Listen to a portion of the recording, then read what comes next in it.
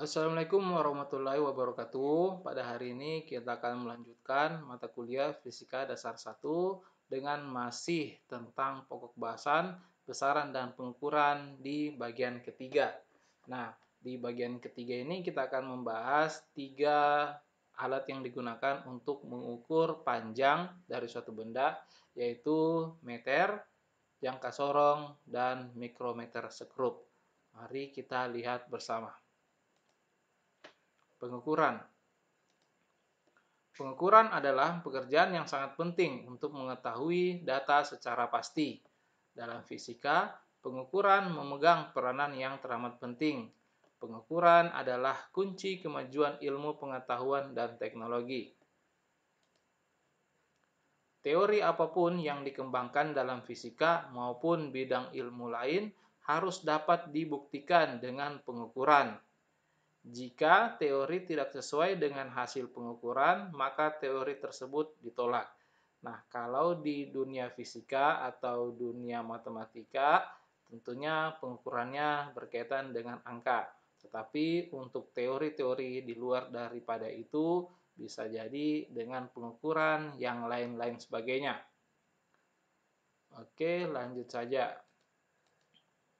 Nah, ini adalah contoh pengukuran. Alat yang digunakan untuk mengukur yang pertama adalah timbangan.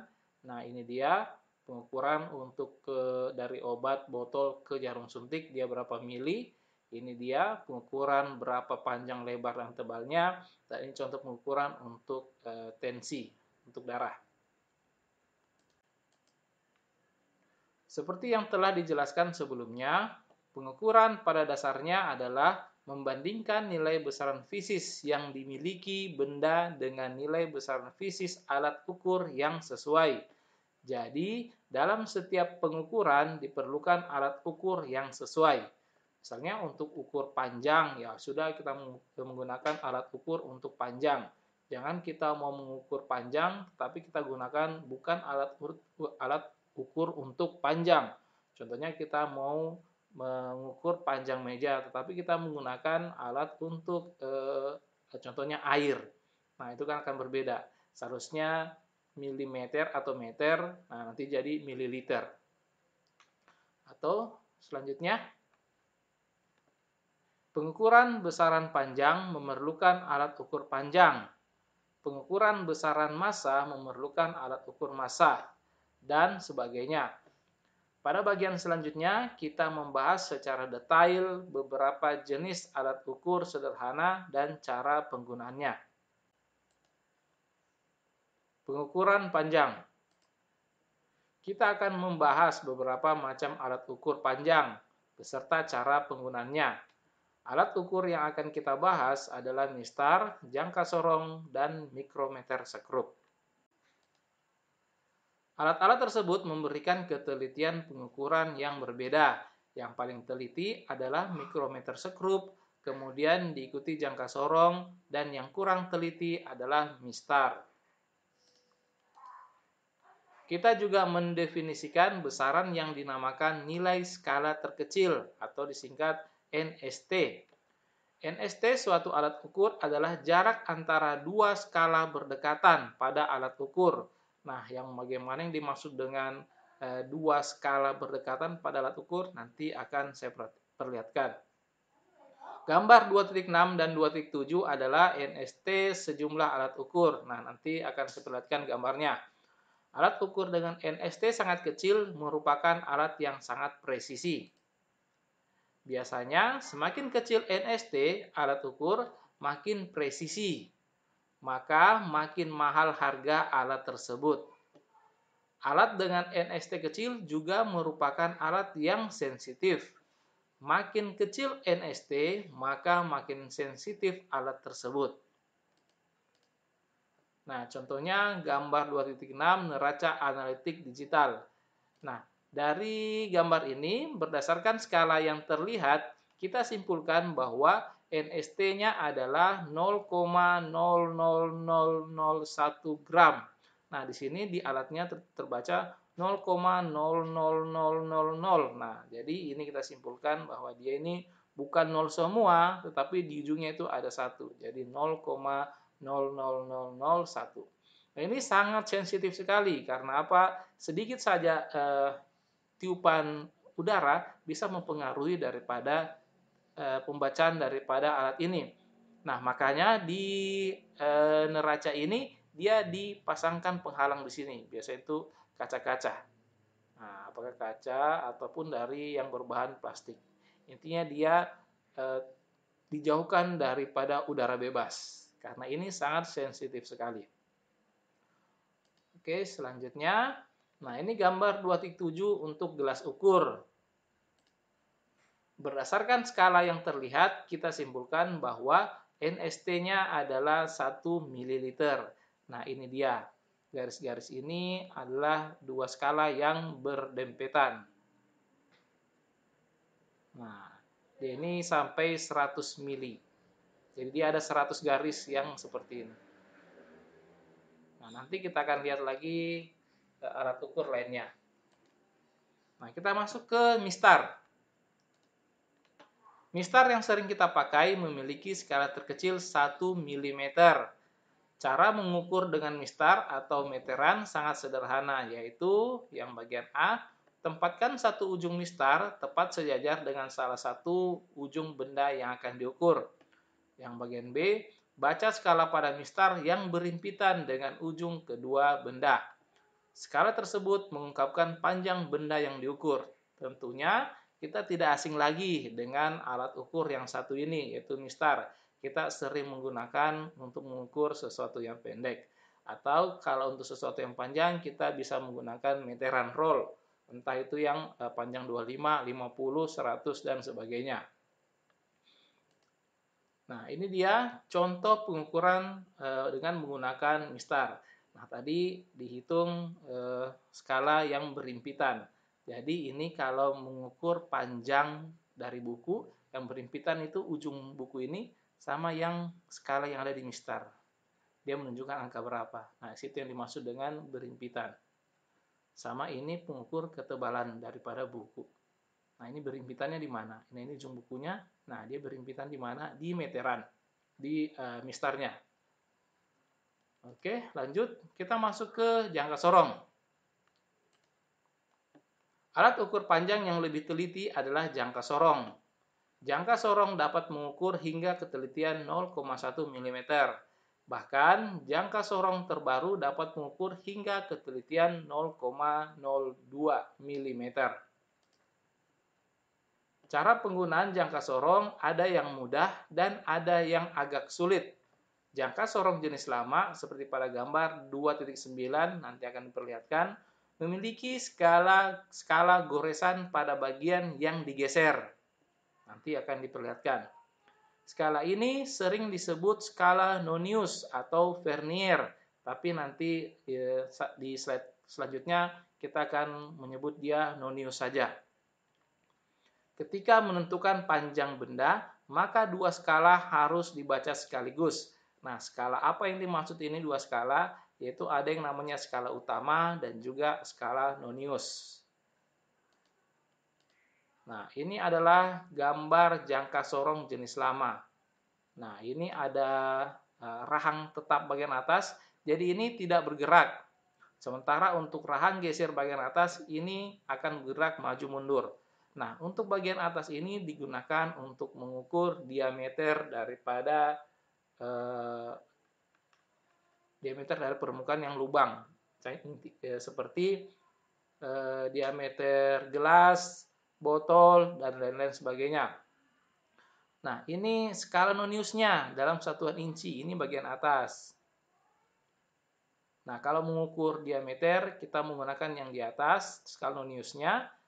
Sementara kalau untuk pengukuran ini benda uji, bendanya, kita menggunakan skala Nonius yang di bawah.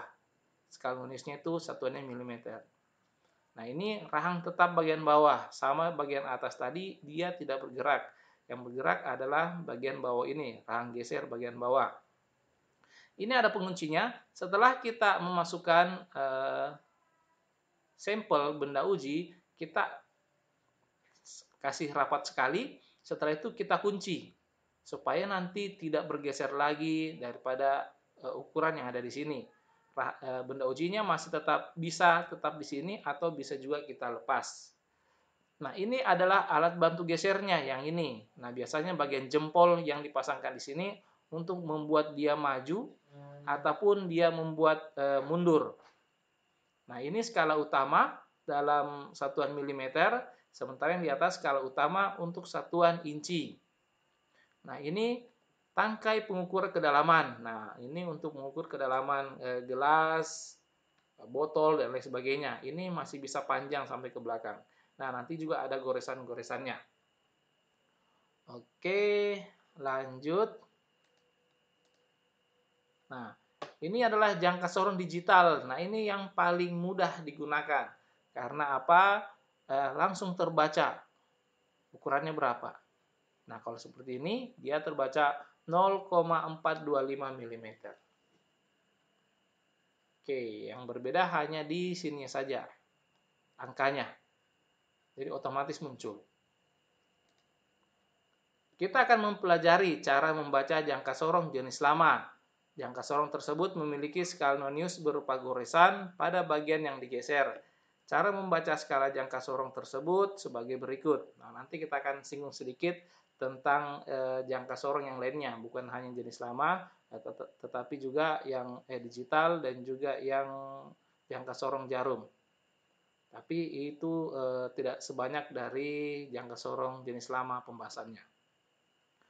Oke, selanjutnya. Nah, ini untuk jangka sorong jenis lama. Nah, yang pertama, amati berapa nilai terkecil skala nonius.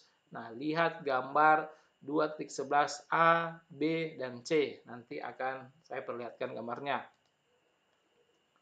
Nah, yang pertama, dari ini, nomor 1, bagian pertama. Jika jumlah skala nonius adalah 10, maka nilai terkecil skala tersebut adalah 1 mm per 10, sama dengan 0,1 mm. Jadi ini adalah nilai NST-nya, atau nilai satuan terkecilnya adalah 0,1 mm. Lanjut. Jika jumlah skala nonius adalah 20, maka nilai terkecil skala tersebut adalah 1 mm dibagi 20 sama dengan 0,05 mm. Nah, ini untuk gambar 2.11 bagian B. Jadi NST dari alat ini adalah 0,05. Nah, ini jika jumlahan skala nonius adalah 50, maka nilai terkecil skala tersebut adalah 1 mm dibagi 50 sama dengan 0,02 mm. Nah, mari kita lihat gambarnya seperti bagaimana. Nah, ini gambar 2.11 A, B, dan C. Nah, ini dia goresannya 10. Ini skala utama bagian atas, sementara yang di bawah adalah skala noniusnya. 1, 2, 3, 4, 5, 6, sampai 10. Nah, jadi 1 dibagi 10 berarti 0,1. Nah, yang kedua, dia sampai 20. Mana? Ini 1, 2, 3, 4, 5, 6, 7, 8, 9, 10, 11, 12, 13, 14, 15, 16, 17, 18, 19, 20. Jadi skala noniusnya itu 20. 1 dibagi 20 menghasilkan 0,05 mm. Jadi NST-nya adalah 0,05 mm. Nah, selanjutnya ini dia ini sampai 50. Jadi 1, 2, 3, 4, 5. Nah, di sini saja 5. Jadi kita lompat 5, 10, 15, 20, 25, 30, 35, 40, 45, 50. Nah, dengan itu untuk NST-nya 1 dibagi 50 sama dengan 0,02 mm. Nah, sebenarnya apa sih kegunaan daripada NST ini atau nilai skala terkecil? Nah, nanti kita akan lihat apa kegunaan daripada NST ini. Nah, bagian kedua, Amati skala utama yang tepat dilewati skala 0 nonius. Lihat gambar 2.11a, B, dan C. Nah, nanti gambar yang tadi, nanti ada lagi gambar yang sama tetapi ada penambahan garisnya. Nah, yang pertama, pada gambar 2.11a, skala utama yang tepat dilewati adalah 40 mm tambah 2 mm sama dengan 42 mm. Nanti akan kita lihat daripada gambarnya. Selanjutnya, pada gambar 2.11b, skala utama yang tepat dilewati adalah 5 mm. Nah, selanjutnya, pada gambar 2.11c, skala utama yang tepat dilewati adalah 37 mm. Saya coba kembali ke gambar sebelumnya. Nah, ini tadi. Nah, jadi skala yang dilewati adalah ini pertama 40. 40 ini skala nolnya, skala nonius, ini skala utama 40. Ditambah 2 mm. 1, 2. Nah, jadi dia di sini. Jadi kita dapat untuk nilai pertama adalah 42 mm. Nah, nanti ini akan ada angka di belakang komanya. Nah, bagaimana cara untuk mendapatkan angka di belakang koma? Nah, di situ kita akan menggunakan NST. Oke, nah kalau yang di kedua, ini dia, nah ini nolnya, skala nonius, sementara dia melewati 5 garis. Jadi 1, 2, 3, 4, 5. Nah, ini nanti akan ada lagi angka di belakang koma, jadi 5, sekian. Nanti dikalikan sama NST-nya. Tapi kita tahan dulu nilainya di 5. Jadi 5, nanti sekian-sekian. Di bagian C, dia melewati skala nolnya ini melewati sudah 30. Ini kan 40, 50. Nah, ini yang panjang ini adalah 35. 35, 36, 37. Nah, karena ini skala nolnya melewati ini. Jadi 37. Yang pertama adalah 42. Yang kedua adalah 5.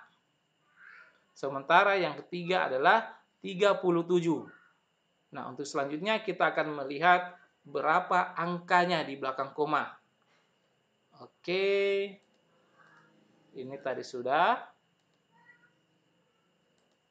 Oleh 42, 5 mm sama 37 mm. Oke, selanjutnya yang ketiga. Tentukan skala nonius keberapa yang tepat berhimpit dengan skala utama. Lihat gambar 2.11a, B, dan C. Nah, yang berhimpit itu berarti nanti yang hampir sejajar atau yang sejajar dari skala utama dan juga skala nonius di bagian bawahnya. Nah, mari kita lihat. Pada gambar 2.11a, skala nonius ke-7 berhimpit dengan skala utama. Yang kedua, pada gambar 2.11, skala nonius ke-10 dalam kurung angka 5 di skala nonius berhimpit dengan skala utama. Selanjutnya, pada gambar 2.11c, skala nonius ke-23 berhimpit dengan skala utama. Nah, nanti ini 7 kita akan mengalihkan dengan NST-nya. 10 juga kita akan mengalihkan dengan NST-nya, begitupun juga dengan 23. Nanti kita akan lihat nilai akhirnya dan juga gambar terbarunya.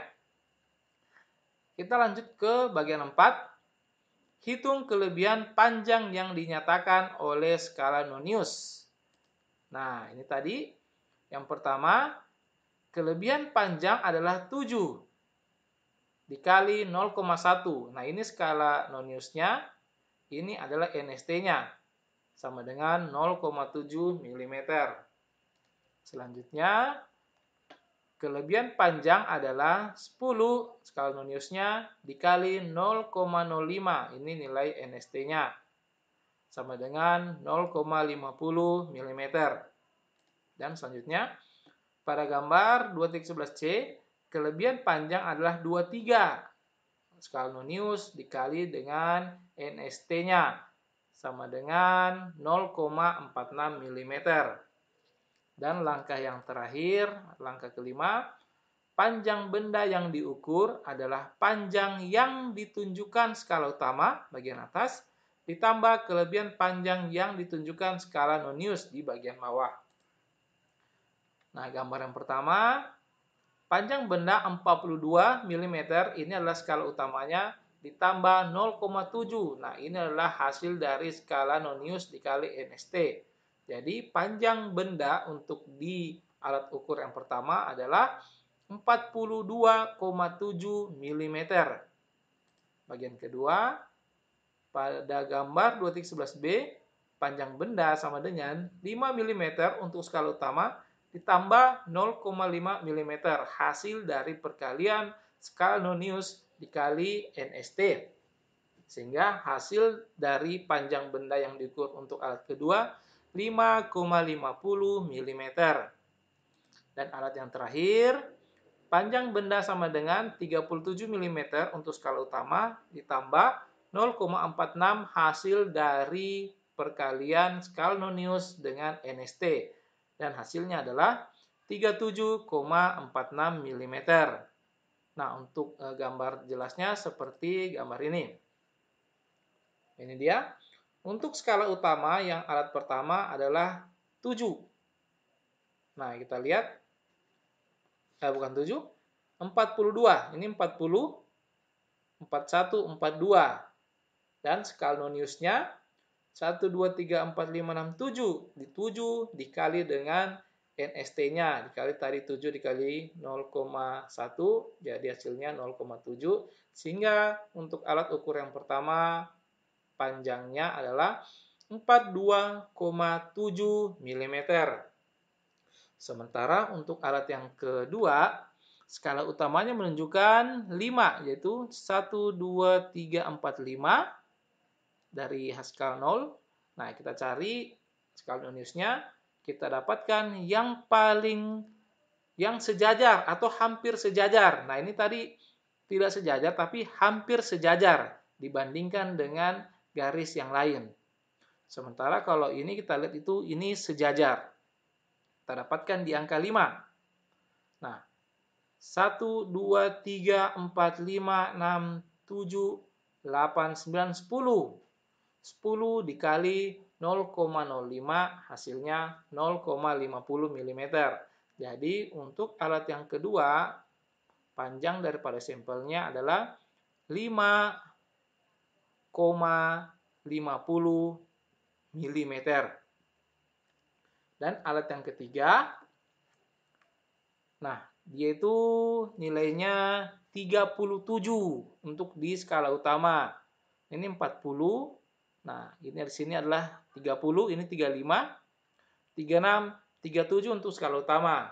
Sementara skala noniusnya kita lihat garis yang sejajar atau hampir sejajar. Nah, di sini kita perhatikan bahwa, nah, ini kita ambil kesimpulan, yang ini angka ini dia sejajar.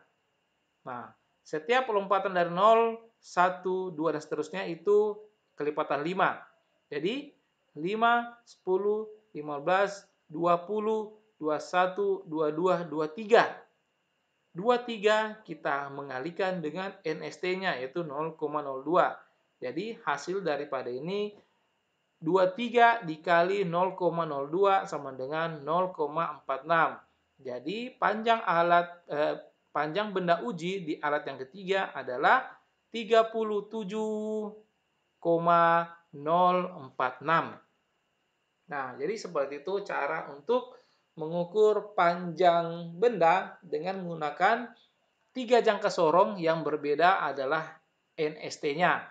Nah, yang pertama dia NST-nya 0,1, yang kedua 0,05, dan yang ketiga yang lebih teliti adalah 0,02. Nah, seperti itu. Nah, mari kita lihat contoh 2.1. Nah, kalau dari penglihatan, ini berapa angkanya? berapa panjang daripada sampelnya. Nah, mari kita lihat bersama. Sini angka 0 dari skala Noniusnya. Dia sudah melewati berapa garis? Nah, kita lihat sini di belakang sini. 1, 2, 3. Berarti kita dapat skala utamanya adalah 3 mm. Nah, ini skala utamanya 3 mm. Sekarang kita cari lagi skala Noniusnya. Kita cari garis yang sejajar atau hampir sejajar. Coba diperhatikan mana yang hampir sejajar atau sejajar. Nah, di sini saya melihat yang ini. Angka 6 ini sejajar. Nah, coba kita ini hampir kelihatan juga sejajar. Tapi yang saya perhatikan yaitu angka 6 ini sejajar. Nah, oke, maka dari itu dia ini panjangnya 30 mm karena setiap lompatan dari 0, 1, 2 itu dikalikan 5. Jadi 5, 10, 15, 20, 25, 30. 30 nanti kita kalikan dengan NST-nya. NST daripada alat ini 0,02. Jadi modelnya seperti ini. 30, ini dia, 30 mm dikali NST-nya 0,02 mm sama dengan 0,60. Jadi panjang daripada benda uji dengan menggunakan jangka sorong jenis ini yang NST-nya 0,02 sama dengan 3 mm ditambah 0,60 mm sama dengan 3,60 mm. Jadi, sekali lagi saya ulangi, untuk benda uji dengan menggunakan jangka sorong dengan NST 0,02, panjangnya adalah, atau bisa juga ketebalannya adalah 3,60 mm. Nah, seperti itu. Lanjut. Nah, jangka sorong skala jarum. Nah, ada 3 jangka sorong yang akan kita perlihatkan. Tadi jangka sorong jenis lama, jangka sorong skala jarum, dan juga yang digital. Yang paling mudah itu digital.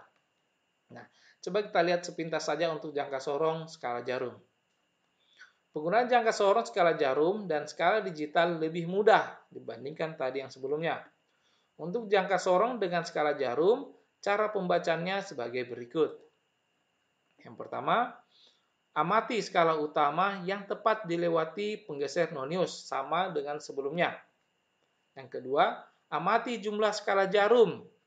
Satu lingkaran penuh sama dengan panjang skala terkecil pada gagang utama. Nah, nanti kita lihat NST-nya itu berapa. Perhatikan gambar 2.12 berikut. Nah, ini dia jangka sorong jenis jarum. Nah, kalau kita perhatikan di sini, ini kira-kira ini sampel yang telah masuk di sini itu berapa ya panjangnya atau ketebalannya? Nah, mari kita lihat. Nah, ini dia skala utamanya. Nah, dia terpotong di sini. Kita lihat ini. Berapa garis? 1, 2. Nah, ini 10 ya. Satu ini 10. Nah, ini garis yang agak panjang lagi itu 15. Berarti ada lagi satu garis, berarti 16. Nah, ini enggak 16 pas karena di sini ada 20.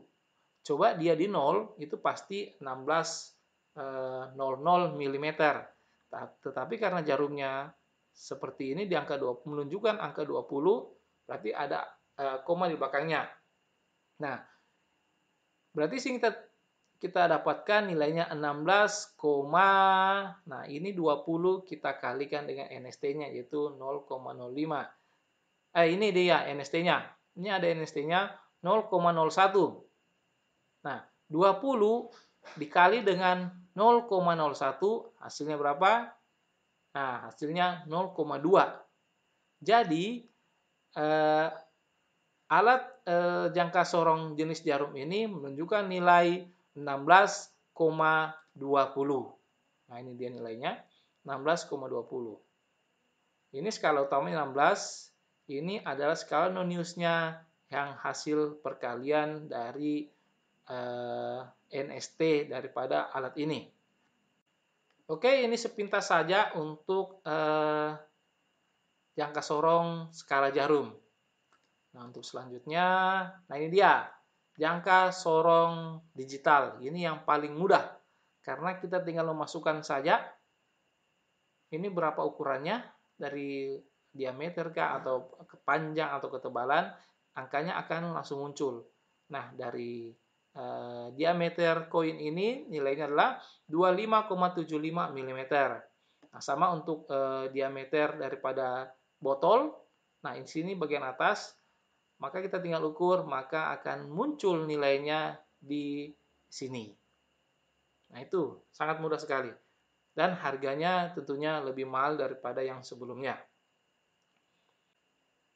Oke, kita tadi sudah lihat mengukur dengan menggunakan mistar, jangka sorong, ada 3 jenis jangka sorong. Kita masuk ke mikrometer. Nah, untuk mikrometer sendiri ini sama kayak jangka sorong tadi, ada 3 jenis mikrometernya. Nah, mikrometer yang biasa, yang skala jarum juga, sama yang digital. Nah, mari kita lihat bersama. Hasil pengukuran panjang yang lebih teliti lagi dapat diperoleh dengan menggunakan mikrometer. Nah, dibandingkan dengan mistar, jangka sorong, mikrometer ini yang lebih teliti. Mikrometer sekrup dapat mengukur hingga ketelitian 0,01 mm. Namun, jangkauan panjang pengukuran yang dapat dilakukan sangat terbatas. Jadi, ada plus minusnya. Nah, ini tidak bisa terlalu tebal untuk mengukur ketebalan atau panjang daripada suatu benda dengan menggunakan mikrometer ini, karena dia cuma kecil saja alatnya, terbatas jangkauannya. Oke, selanjutnya, hasil pengukuran dapat diperoleh dengan membaca 2 skala yang ada pada batang mikrometer. Nah, ini kalau yang model biasa. Atau bisa juga dibaca dari jarum penunjuk. Nah, ini yang model skala jarum. Atau angka digital pada display. Nah, ketika ini dia modelnya digital. Nah, jadi ini adalah berbagai macam mikrometer. Ada yang model biasa, skala jarum, dan juga digital. Jadi, sampelnya dimasukkan ke dalam sini. Nah, bagaimana caranya? Tinggal ini diputar untuk mengencangkan dan juga untuk memperluas bukaannya ini. Jadi, ini yang diputar. Diputar, diputar. Nah, setelah kita sudah memasukkan daripada benda uji di sini, kita kancing dengan ini. Ada pengancingnya. Nah, biasanya untuk membuat meyakinkan bahwa ini sudah terkancing secara sempurna, ini kita bisa putar sampai bunyi. Biasanya ini kalau diputar, bunyinya kretek. Nah, itu berarti sudah bagus dalam proses pengunciannya. Nah, pada bagian ini kita mencoba mempelajari cara membaca panjang pengukuran menggunakan mikrometer sekrup berdasarkan 2 skala pada batangan. Seperti diperlihatkan pada gambar 2.11, skala tetap berada pada batang tetap. Jarak antar skala ini adalah 0,5 mm. Jarak antara skala atas dan bawah berdekatan. Di sebelahnya ada skala pada silinder berputar. Jumlah skala ini ada 50 buah. Setiap memutar silinder satu putaran penuh, maka silinder bergeser sejauh 0,5 mm. Bergeser dari skala atas ke skala bawah di batang tetap. Nah, dengan demikian, pergeseran satu skala pada silinder putar sama dengan panjang 0,5 mm dibagi 50. Ini untuk di skala putarnya nanti. Sama dengan, jadi NST-nya 0,01 mm. Dengan demikian, mikrometer sanggup mengukur hingga panjang 0,01 mm. Nah, cara membaca panjang pengukuran dengan mikrometer cukup sederhana, yaitu yang pertama, amati skala tetap yang telah dilewati oleh silinder putar, hampir sama dengan jangka sorong. Yang kedua, amati skala pada silinder putar yang tepat berimpit dengan garis horizontal pada batang tetap. Nah, nanti akan saya perlihatkan bagaimana yang dimaksud dengan nomor 2 ini. Selanjutnya, panjang pengukuran sama dengan skala tetap yang dilewati ditambah pertambahan panjang pada silinder putar dikali NST. Nah, ini sama cara-caranya dengan perhitungan jangka sorong. Tapi hanya modelnya saja yang berbeda. Oke, ini adalah gambar bagian-bagian dari mikrometer. Ini tempat benda ujinya, ini sudah dipotong gambarnya, yang gambar utuhnya kita sudah lihat di slide sebelumnya. Ini skala tetapnya, sementara inilah skala putarnya, bisa diputar entah itu ke kanan ataupun ke kiri untuk mengencangkan dan juga mengendurkan. Ini adalah pengunci atau gagang penguncinya. Ketika kita sudah yakin bahwa posisinya sudah tepat, maka setelah itu kita bisa menguncinya. Dengan menguncinya kita bisa tetap mempertahankan sampelnya atau bisa juga dilepas. Nah, ini skala tetapnya. Jarak dari 0 sampai sini itu 1 mm. Jadi 1 mm, 2, 3, 4, 5 mm. Sementara yang di bawah, jarak antara skala yang di atas dan juga di bawah, jaraknya itu 0,5 mm atau setengah mm. Nah, kalau ini juga ini sama. 1, 2, 3, 4, 5. Tetapi ini 1 mili semua. 1 mili, 1 mili, 1 mili. Tetapi jarak dari yang atas dan ke bawah 0,5 mm. Oke, dan untuk skala putarnya sama juga, dia ukurannya itu sampai 1 mili per garisnya. 1 mili, 1 mili, 1 mili, 1 mili. Tetapi untuk mencari nilai skala putarnya, seperti yang sebelum-sebelumnya, nilai daripada yang sini, kita harus mengalihkan dengan NST-nya. Maka dari itu kita akan mencari garis mana, garis ini yang lebih dekat daripada yang lebih sejajar daripada garis lainnya. Ya, ini kalau yang ini gampang sekali karena hanya satu saja perbandingannya. Skala utamanya cuma satu, garis yang begini.